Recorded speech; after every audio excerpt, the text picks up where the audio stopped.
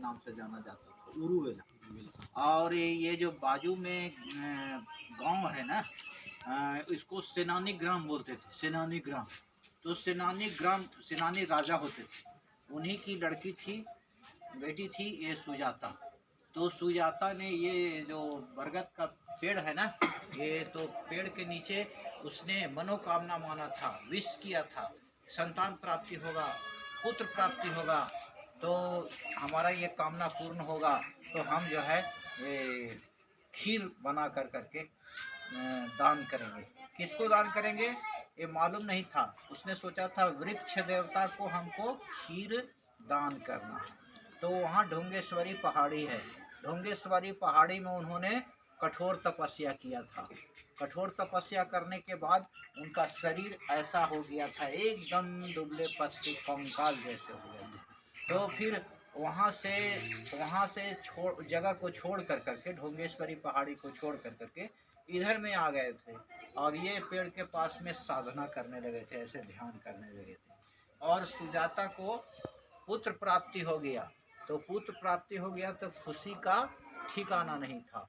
तो उसने अपना ये दासी जो है ना, दासी, पन्ना नाम के दासी, अन्नपूर्णा भी बोलते हैं इसको, ये साफ सफाई करने के लिए आई। ये पेड़ के पास में पत्ते उत्ते गिर गए तो उसको साफ करने के लिए आई। उसी ने देखा था, गौतम सिद्धार्थ को उसने देखा था। तो उसने जाकर करके सुजाता मालकिनी को बताया, मालकिनी मालकिनी वो पेड़ के पास में वृक्ष देवता प्रकट हो गए। तो वो वृक्ष देवता समझ करके खीर बना के खीर भेंट किया। पहले वो मुस्कुराए, बोले वृक्ष देवता मैं नहीं हूँ, मैं साधारण मनुष्य हूँ, राजा सुदोधन का पुत्र हूँ, लुम्बिनी से चल करके इधर आया हूँ।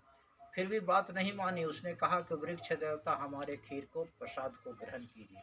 बोले कि नहीं, अगर हम प्रसाद ग्रहण करते हैं, भोग लगाते हैं, ये भोजन करते हैं, तो हमारी तपस्या भंग हो जाएगी, वो तपस्या छूट जाएगी।